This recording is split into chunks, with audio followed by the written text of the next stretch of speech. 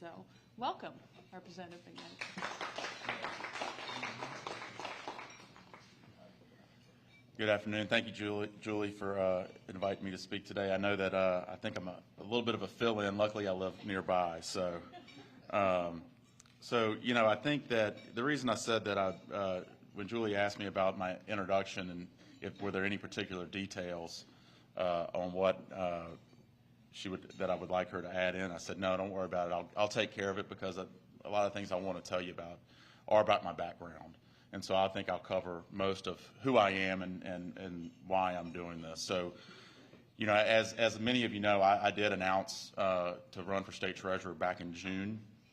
So I think at the time I was the first statewide announced candidate for any statewide office at that point. I did that because I knew the position I wanted to be in.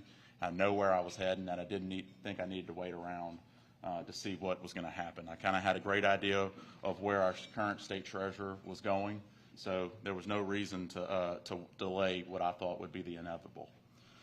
So upon announcing my candidacy back in June, I started traveling the state, and the biggest question I've had, most common question I've had since then is, why are you running for state treasurer? And so, you know, I think that to really believe and understand why I'm running for treasurer, you have to understand who I am. And so I figured I'd give you the background of who I am and lead you down the path of how I got to where I am today. So I was born and raised in Baton Rouge, Louisiana. I attended University Lab School on LSU's campus starting in second grade. Matter of fact, one of my former teachers happens to be not only my colleague in the legislature, but here at lunch today, Barbara Freiberg. So I stayed at University Lab School until I graduated, and then I packed up all my stuff and made the very long trip across the street to LSU. So I spent 4 years at LSU getting my bachelor's degree, and then I packed up all my stuff and moved all the way to the other side of campus to get my master's degree in business administration. So as I joke with President Tate, if he has any questions about LSU he's unsure of, feel free to ask him because I've probably been there just as long, if not longer, than most of his professors. So while going to LSU, actually my senior year in high school, I started working in my family's insurance agency called Wright & Percy Insurance. At the time, we were Louisiana's oldest and largest privately owned agency. And during the time, I was able to work through college in every single department that we had, starting off in the mailroom, answering the front desk phone, understanding the flow of the office and flow of the business, which gave me a great understanding of how that business works and what it takes at every level. So also understanding that the person that answers the phone is the first introduction you have into any business and the first person you see that walks in when you walk into that door, and how important every person that comes together in an office is at every level of interaction with your clients.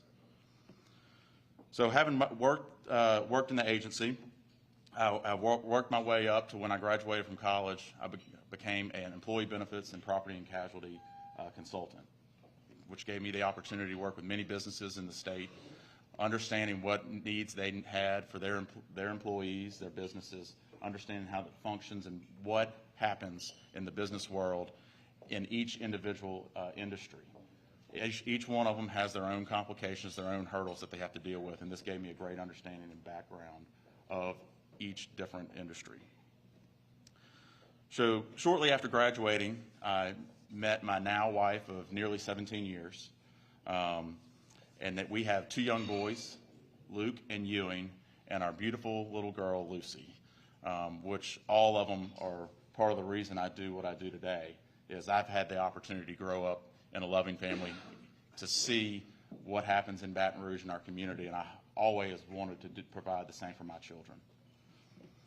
So, you know, when I grew up, I learned many lessons, but one of the most important ones that I believe that I got from my parents was service, giving back to your community.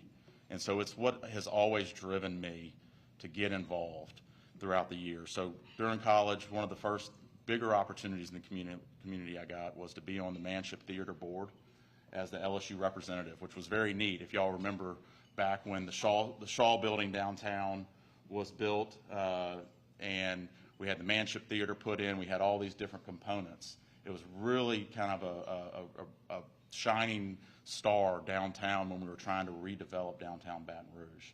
And so it was really neat for me to be able to come in and give a student's perspective of what we needed from that local arts community, and seeing what would drive people back down to downtown Baton Rouge and grow it and develop it into what we see today, which is light years where we were 25 years ago.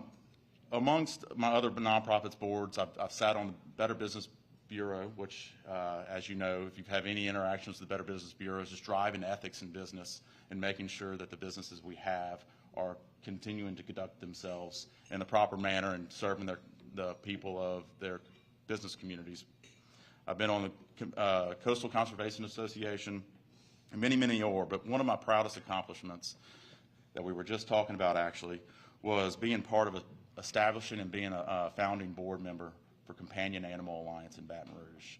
And if you're familiar with the animals, animal control in East Baton Rouge Parish, what Companion Animal Alliance did was we came in and had a cooperative endeavor agreement with the city parish, and we took over the sheltering side of the animal control. And during this time, we interact with about 9,500 animals a year, and we have built a brand new facility on LSU's campus, have great interaction with LSU Vet School, and have gone from a 20% save rate when we took over the shelter to an 89% save rate today, which was a huge accomplishment. And I'm a big animal person, so that was probably one of my favorite things that we've done in this community. And if you don't know anything about Companion Animal Alliance, please go look it up. It is a fantastic organization doing wonderful things. So while I did all of this, I also looked up and looked around, and we're in a similar situation today with the crime problem we have in East Baton Rouge Parish.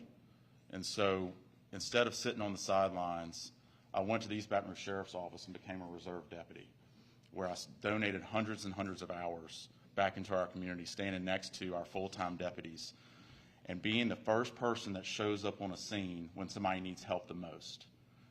You get to see the best and the worst of your community. And if you don't fully engage yourself and buy into your community and invest your time and effort, you don't understand all aspects of your community. And that being part of the being a reserve deputy and part of the East Baton Rouge Sheriff's Office gave me that opportunity to go to places in my community that most of us never go, to see people when they are at their worst and they are at their best, when people are showing up and helping people and when people need the help. And that's when you fully understand your community and the needs of every aspect of it. So during all these, you know, I was doing a lot of this engagement time. I had my family. I got involved in some other small businesses. And as the kids got taller and older, as you know, time gets shorter. And so I started looking around, trying to figure out how do I continue to grow my engagement in my community and give back to the place that I love. But with the limited time I started to have with kids' activities, business activities, trying to take care of every other aspect of my life. And that's when I started to figure out that impact on policy would probably be the multiplier, where I could make a big impact on the limited amount of time that I had. And so that's what led me to run for the state legislature. It gave me the opportunity to have my fingers and hands in all kind of aspects of what's going on in our state and driving the policies that would hopefully have the larger impact with the time I had available. And during my time in the state legislature, which I've really enjoyed getting to know my colleagues, working with them, sometimes it's very, very difficult topics, and sometimes some are easier than others. But during my time, I've had the opportunity to author and be a part of some great legislation, helping the citizens of our state, you know, ranging from education, economic development, workforce development, insurance issues. But probably one of my favorite ones that I'm most proud of was the Steve Carter Literacy Program, which we just got up and running. And this provides K through 5th grade students extra that are not able to read on grade level, extra resources and tutoring time to get them up to the reading proficiency that they need. You know, as we said, you know, the first few years of your school life, you learn to read from there on, you read to learn. And if you're not able to read, then that reading to learn is where you start falling drastically behind. And we all know that we've discussed how that impacts kids' lives as they go on and fall further and further behind. So that's probably one of my favorite things that we've done. But we've had a lot of fun legislation and a lot of great things over the past few years. And we've been able to direct some money into some great infrastructure projects, give some raises out to the teachers, and many other great things. So again, I wanted to run through my background. Now you know me a little bit better. Now you see that I've given the opportunities to jump in and make a difference in our community. That's what I like. I like jumping in when there's a need. I like to jump in and help. And so that's why I'm running for state treasurer.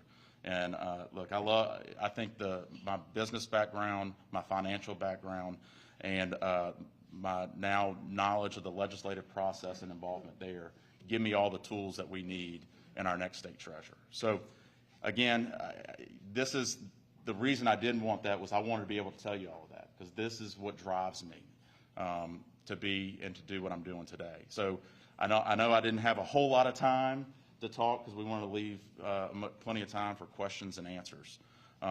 So I'll leave it right there, and we can go through question and answers. I'm an open book, so I'm happy to hear what you're concerned about and what I can answer for you. Yes, ma'am. So you've been through the budget process on the legislative side a few times now, and from the treasurer side of things, what do you feel needs to be changed or any focus shifts that need to happen? Yeah, so the question is, I think, so the legislative process on the budget and from a treasurer's perspective, what needs to change and what needs to happen, which is a great question. And I'm going to kind of be a little bit broad here, is that, I don't think a lot of people in the state really understand what the treasurer's office does. And that's been kind of some of my conversations is, how are you going to what are you going to do with the budget? The reality is the budget is a legislative process. It's a legislative instrument. And by the time it gets to the treasurer, it directs the treasurer on how to spend the money. So Department of Revenue brings the money in. The treasurer holds it until it's directed to where the legislature sends it. In the meantime, when the treasurer has its hands on it, you got to make sure you have enough cash on hand for when the money's demanded to be sent somewhere. But the cash that you don't need on hand needs to be invested. And that investment is critically important of how we gain interest on those dollars and supplement the money that's coming in with the interest gains. So I think that, again, it doesn't directly answer your question, but it's really important on that, how we're handling that money in the meantime, that short period of time we have it in our hands. Just to follow up on that, the legislature is talking a lot about potential fiscal cliffs and the change in the economy, and so obviously there's concerns of going back to where we were before John Bell Edwards came in. And so, as treasurer, how would you make sure the money's being managed and we don't, suddenly have our bank account? Yeah. So again, the question is the prospect of a fiscal cliff in the coming years, and how do we manage it now? So we're getting budget numbers right now. The executive budget comes out in the next couple days, but what we're seeing right now, we're going to have about $726 million from previous year budget surplus. We're also expecting to have about another billion expected to arrive from better than expected tax collections. So we have these surpluses now that we're going to be deciding how it gets spent. Now, some of my colleagues in the legislature that have been there a little bit longer than I have say, it's a lot harder when we have all this money because everybody wants it. And then when we don't have it, you got to figure out how you make it through. But sometimes having more than you thought is tougher because you got to figure out where to send it, and that's just as much of a fight as when you have to cut something. But I will tell you, with having that, we got to start really looking at good numbers moving forward, because yes, we have the 0.45 that's going to be rolling off, and what does that do? If these REC numbers continue to be so with the increased tax collections, we've got to have a better understanding of what that cliff really may or may not be, because we based off these numbers, it would cover cover that cliff. Now, I don't know whether that continues or not. Yes, ma'am. So, I think over the past, might be getting this wrong, but at least year, maybe more like 18 months, I think we've seen a lot of different political pressures on the bond commission, and I'll just run through a few examples so we understand what we're talking about. One is, do we limit who the state does business with in terms of financial institutions based on some social policies they have, whether that's what's called ESG, which is sort of environmental investment, energy issues, or guns, like banks who don't want to do business with arms dealers that sell to people who are under 21. Do we say we're not going to do business with them either, et cetera? And then the other issue has been more bond commission. Do we reject bonds when we are angry at local governments for their policies? So when New Orleans has more stricter COVID restrictions than many people in state government would like, do we start withholding approval of certain business that they're trying to do or local entities are trying to do because we're upset with them? When New Orleans takes a stance on abortion that most state government officials don't agree with, do we, again, kind of interfere with their construction projects because, they were upset with them? And then I think the one that we will see coming up in the legislature is there's legislation that's been introduced that would require libraries to do certain things in terms of restricting books from minors that's directly linked to the bond commission. It would tell the bond commission they couldn't approve projects in those local jurisdictions for those libraries if the libraries weren't complying with the law. So I guess I'd like you to more generally talk about the two different issues. One is financial institutions. To what extent do you think we should look at their, I guess for lack of a better word, social policies, and how should that affect whether we do business with them? And then the other one is, should we be using the bond commission as a stick to make sure local governments kind of follow our own line of thinking on certain types of issues? Sure. So to summarize for the microphones, I'm going to summarize that as political influence on the financial institutions in which we do business with and political influence over the bond commission. Right. Is that fair enough? Okay. Fair. Good. All right. So I'll start off with bond commission. So the treasurer, as you know, is the chairman of the bond commission. The bond commission is, is an important responsibility to help our local governments and entities further their projects and improve the quality of life and the economic growth in their areas. These projects are extremely important. And as the chairman of that, you're really looking at whether you're really looking at whether the bonding projects coming through check all the boxes. Are they compliant with the process? I know that over the past years, not just recently, but historically, there have been issues that have come up in bond commission. And I would tell you that historically, the treasurer, particularly our current treasurer, has been very neutral for the most part on bond commission. Because don't forget, he's just the chairman, and there are many members. And that opposition can come from any one of those appointed members to the bond commission. But I think that the chairman of that bond commission's job is to make sure that it stays compliant with the process and to manage the rest of the committee as their concerns are dealt with there. So I know that,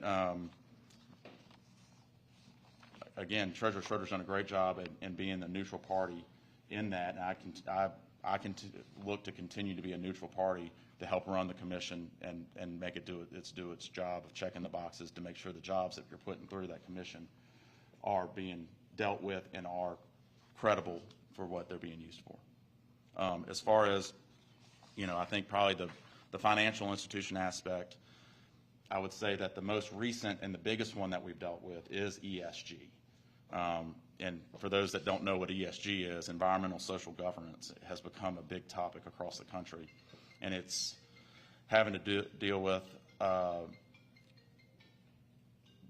kind of board governance of how or investment funds in these ESG style companies. So it's a portfolio of companies that are doing either environmental or social and the governance aspect, which is very loosely defined. There is no hard definition of what ESG is. So our Treasurer Schroeder announced last year the movement of roughly just short of $1 billion worth of assets from BlackRock, one of the largest investment companies in the world, because of the investment in ESG. You get into a place where as a treasurer, you have a fiscal responsibility to invest this money and get the highest returns. I would say that the people of Louisiana are very aware of our environmental issues of our state and what faces in the industries, in the oil and gas and different sectors that are involved. And I would tell you that if you look to them, a lot of them are leading the energy transformation right now. It may not be at a pace at which some people think, but those same oil and gas companies are moving forward with different types of investments. And they're already doing it here in Louisiana. They're investing in new technologies with hydrogen and carbon capture. So I think that these ESG investments are, I think there's a lot of different views on which ones are going far enough and which ones are not. But I will tell you this, oil and gas has been a backbone of our economy in Louisiana for a century. And I think investing taxpayer dollars with companies that have a mission of putting those businesses, which are probably our largest employers,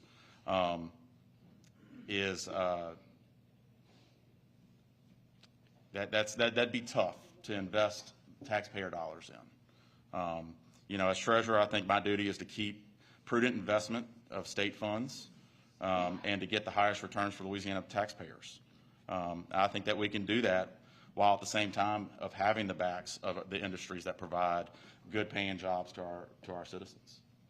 So I know it's tough. And look, I know these are pretty broad topics and tough. I'm just saying that the treasurer has a dual responsibility, and that is to the fiduciary responsibility of getting the best return on our assets while also playing a part in protecting our economy. I guess maybe I should have been more precise in my question. What do you think should be done when those things come into conflict? In other words, we're paying higher rates, possibly not getting our best return investment because we're looking at, let me rephrase this.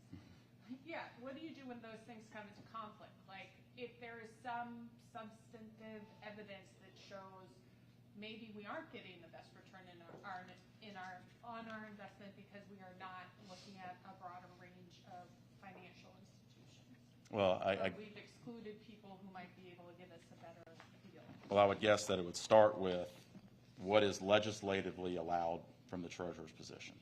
So the legislature will dictate some of this policy that whoever the treasurer is has to comply with. So you have that component of it. When you've got what's legal and what's not legal, you've got a lot of different components that it comes down to. And at the end of the day, if that falls on the shoulders of the treasurer, then it's going to have to be to balance what that person believes to be right for the state as a whole. Sometimes I would say that, you know, if you've got a company that is directly in conflict with some of your biggest economic drivers, providing a largest part of your majority of your population with high quality, good paying jobs, it would be hard to invest in something that's counter to what's best for the economy of our individual state.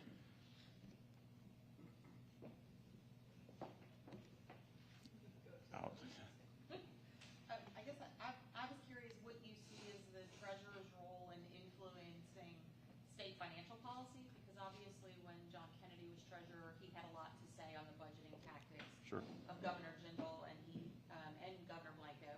And then Treasurer Schroeder has had a lot to say about the need for capital outlay reform in his mind. So do you see the treasurers having a role in influencing the financial discussions that happen at the legislative level and the executive level? Yeah, I think it's you're in a position to have those conversations, and I think that's where my knowledge and my experience in our state legislative process is important. Understanding who the players are within the rails of the legislature to go talk to drive that policy, understanding and having good relationship with the other executive level elected officials. Yeah, I think that's a discussion that everybody needs to be having.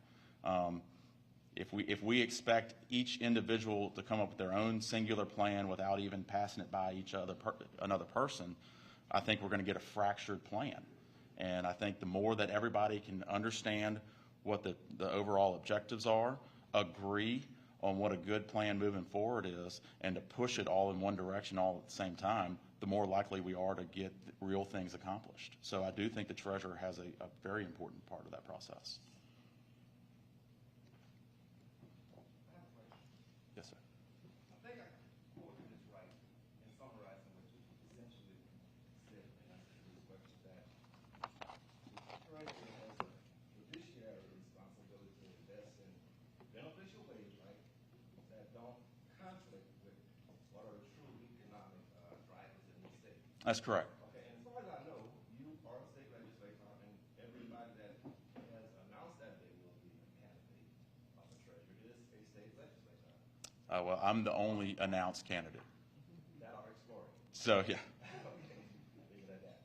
Now, to my knowledge, there never was a companion bill to Senator Roger Pope's 151, which last session brought into play the opportunity for the legislature to authorize citizens to put in place permanently the governor's executive orders pertaining to the economic tax incentive. Sorry there was none in the House. Should have been one in the House, but Senator Roger Pope promised to bring that back this session.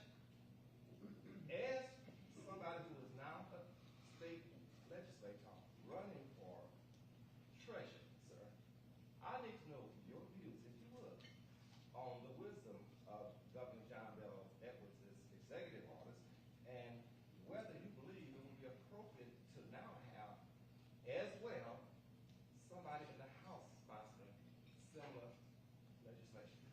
Thank you. So I will tell you that Senator Pope's bill, I was not extremely detailed versed on.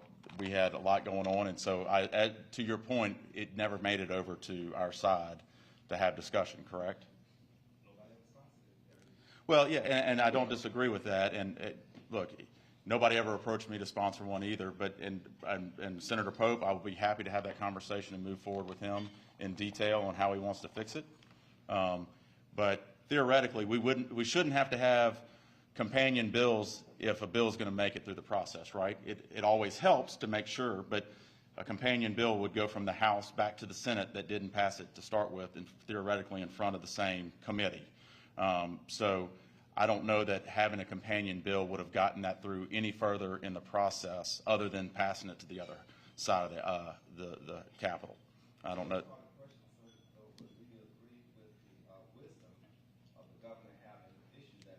I didn't.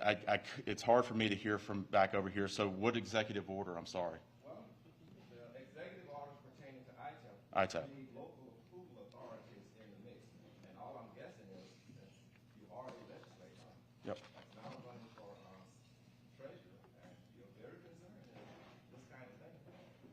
I'd like to know your views on that. I would want to, elevate you to Sure. state treasurer. Yeah, absolutely. So, I have had the yes. So, I do think that the local governments and local interests do have interest in what's going on when something's built and the investments being made. I've had the opportunity to sit on the Board of Commerce and Industry and see a lot of these ITEPs come through with the comments back from the school boards and the local entities and everything else. And it seems as though the process is working pretty well right now. Yes, ma'am. Just going off of what Julie asked earlier about the politics being brought into the State Bond Commission. For example, under the bill that Attorney General Jeff Lane announced last week, it would require the Bond Commission to put restrictions on bonds for these libraries and everything. I would like to know your opinion about the legislature or the Attorney General kind of pushing the hand of the treasurer by way of the Bond Commission to So I think that obviously, I would say that the Attorney General pushing it onto the Treasurer's office, you're going to need the Treasury is still going to have to outline the rules. So it's up to the Treasurer whether he wants to take the opinion of the Attorney General and his thoughts on what should or should not happen. Otherwise, it would have to come from the legislature to dictate those requirements being put into the process. Right, and that it is in the bill that Heather Cloud Right. brought. So should that pass, would you? If it passes, it's going to be law. You got to do it. And so again, you're going from the legislative branch to the executive branch. The legislative branch is going to form the law. It's going to be up to the executive branch to either comply with the law or not. And then you get into a legal aspect of that. So we'll have to see what Senator Cloud's bill does through the legislative process. This is actually kind of related to Melinda's question. So Treasurer Schroeder's been in office. The governor's been a Democrat, so the dynamic is a little bit different because they're not in the same party. It's of a critique, they don't have the same perspective, let's put it that way. Sure. But when Treasurer Kennedy, or Senator Kennedy was treasurer, one of the more unusual aspects of him is he was in the same party as the sitting governor and very willing to criticize his financial policies, not just willing, sort of like aggressively criticizing them sometimes. Right. And I'm curious about, how you think you should, how do I say this? How you think the treasurer should interact on that front? If you have a disagreement with the executive branch or any of your other colleagues on the bond commission, do you think it's incumbent upon the treasurer to speak up about how they feel about them? Well, I think a personal opinion of what you should or should not be doing specifically on financial policy, yeah, I think it's part of the treasurer's job to speak up. Now, again, I'll go back to bond commission. Your job as treasurer is chairman of the bond commission. I think a chairman of a committee runs the committee in a fair aspect. And so whether that's the time to disagree with somebody bringing a conflict on the committee or not, you as chairman are running a committee that is either going to approve or disapprove whatever's proposed in front of you. And quite often the treasurer, the chairman, doesn't even vote unless there needs to be a tie break. So I would say that the committee aspect is going to always have conflict on it, and the chairman's job is to maintain a proper running committee and not necessarily add to the conflict. Yes, sir.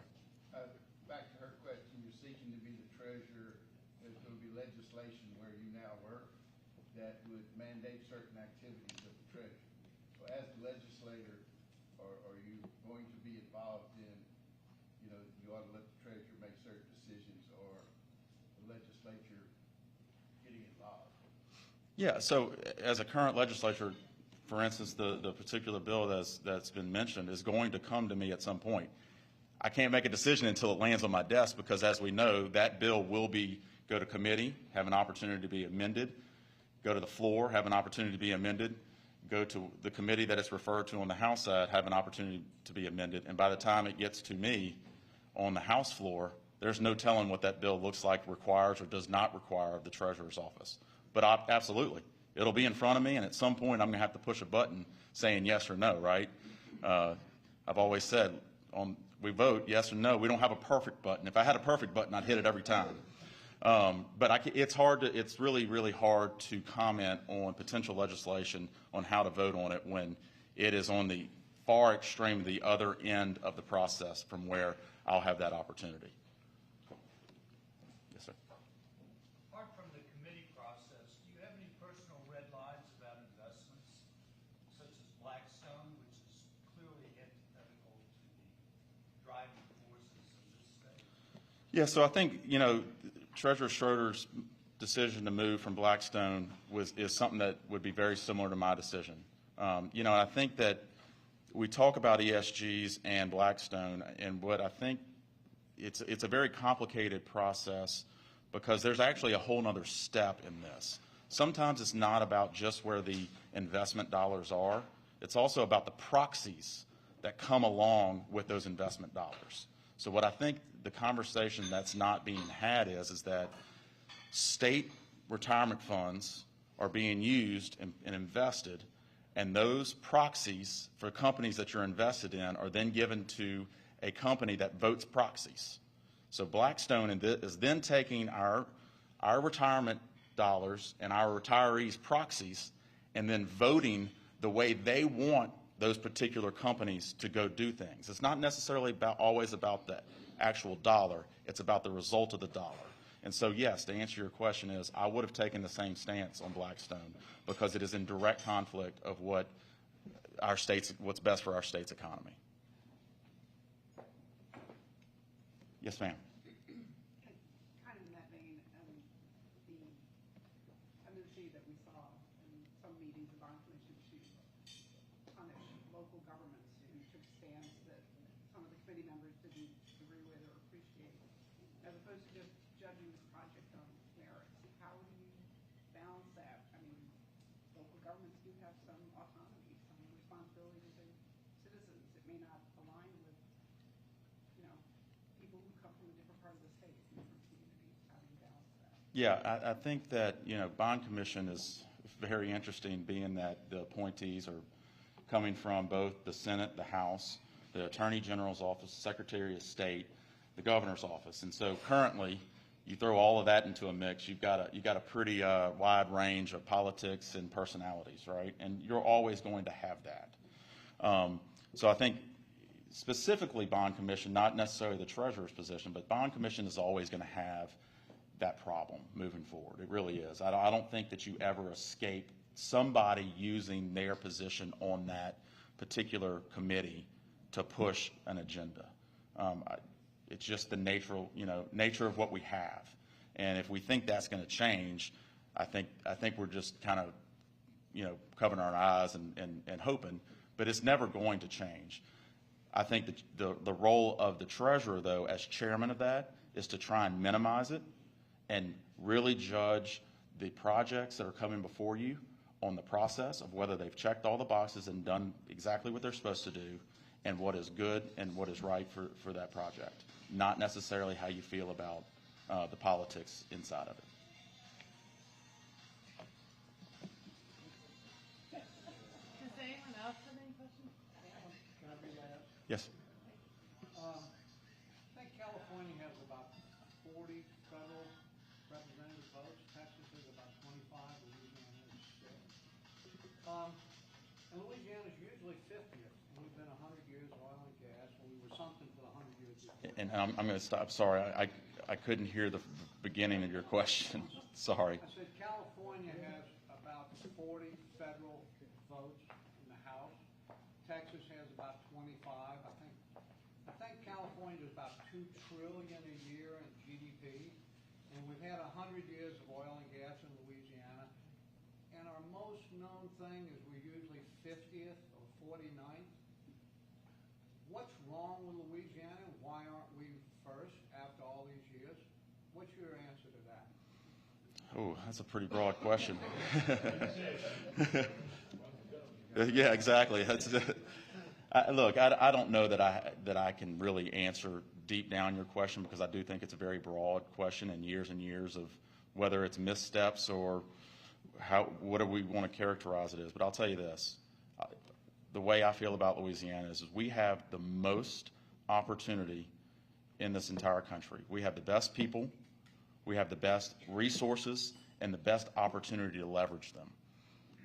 What the perfect solution to bringing us back all the way to number one is, I couldn't tell you that I have all the answers. And anybody that claims that has the answers, I would challenge.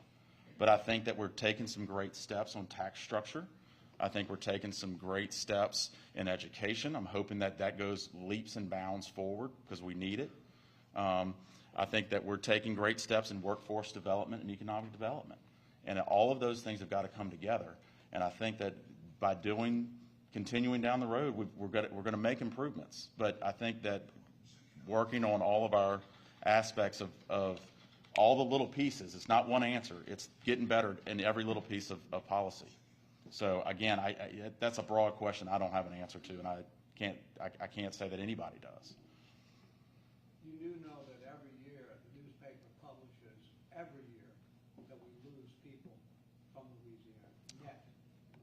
Absolutely. Thank you. No, I do know that, and that is a huge hurdle. That's the indicator, the lead indicator that we have to do better. Linda's gonna have a last question. Do you have any goals for this upcoming legislative session as a legislator? I do have some bills that we're working on. They have not been completed, and then we've got talked to some of my friends here asking some ideas on some new ones as well. As we know, this is a fiscal session, so we only have 5 non-fiscal bills to push, and those I'm still sorting through on which ones we're going to run with because everybody's asking. You get a phone call, I get an email or a phone call every day of, do you have another bill slot open? Do you have a bill slot open? And so we're still sifting through on the ones that need to go through this year versus that can wait till next year. And unfortunately, it's just a capacity thing for the non-fiscal bills. So yes, we have some that I'm 1 or 2 that I know for sure we're going to run this year. We're just working on the final details, so I'm not quite ready to share with them yet. Thank you. Well, thank you all so much. Look, I appreciate it. I'm sorry. Sorry if I don't have all the questions to have to solve all our problems yet, but we're working on them.